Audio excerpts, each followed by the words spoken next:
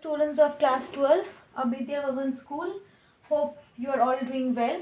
So, we will continue our discussion of profit maximization under price discrimination. Now, you know under profit maximization under perfect competition, MR1 equals to MR2, right? Now, you see, we know that MR1, there is a formula that is MR is equals to AR 1 minus 1 by absolute value of elasticity. So this if I want to write, this is a generalized formula. So this if I want to write for market 1, I can write as MR1 equals to AR1 1 minus absolute value of elasticity in market 1, and for market 2 if I want to write, this will be MR1 equals to MR2 equals to AR2 1 by 1 minus absolute value of elasticity in market 2. Now we know already that AR is equals to price. I have told you it 100 times how average revenue is equals to price.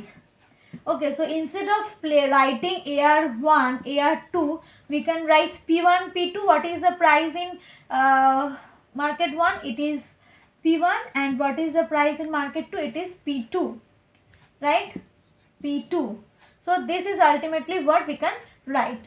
So if I write MR1 by MR2, so I can write it P1 1 minus absolute value of elasticity in market 1 by P2 into 1 minus absolute value of elasticity in market 2, right? So let us do a derivation out of it. Okay, I am writing it again. Suppose MR1, okay, write it in this way. MR1 equals to MR2, and MR1 is equals to P1 1 minus absolute value of elasticity in market 1, and MR2 is equals to P2 1 minus absolute value of elasticity in market 2. So this P2 I am taking here, P1 by P2, and 1 minus 1 by E2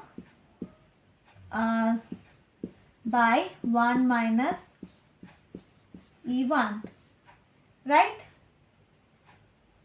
So we can write this P1 by P2 is equals to 1 minus 1 minus absolute value of elasticity in market 2, and 1 minus 1 by absolute value of elasticity in market 1. Okay. Now suppose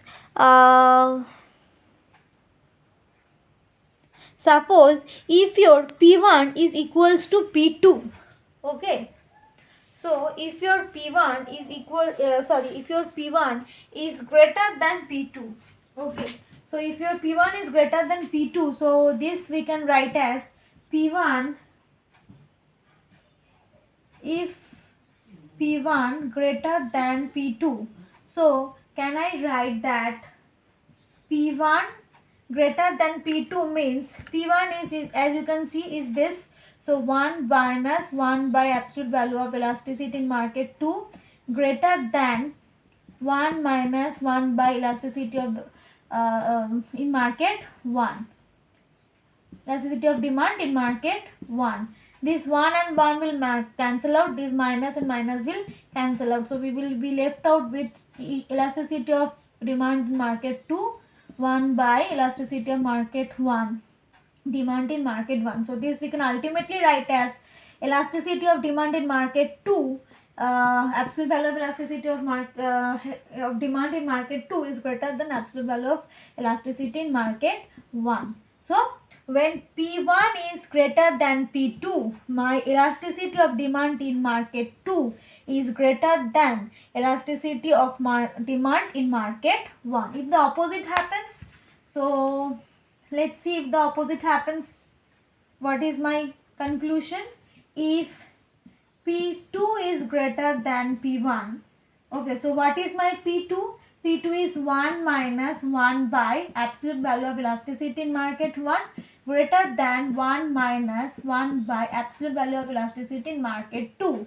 So again this 1 and 1 will cancel out, this minus and minus will cancel out. So this will be 1 by absolute value of elasticity in market 1 greater than 1 by elasticity of demand, absolute value of elasticity of demand in market 2. So this will be ultimately equal to elasticity of demand in market 1 greater than absolute value of elasticity of demand in market 2.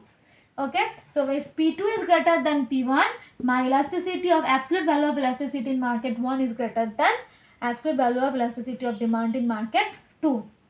Now I hope you know what is the meaning of absolute, that is it is in the mod, that is whatever value we know elasticity of demand is a negative concept because the relation between quantity and price is negative. So even if the value of elasticity comes negative, this will come out as positive number. So we tell here as absolute value of elasticity. Okay, so this much for this video. I hope you have understood. Thank you.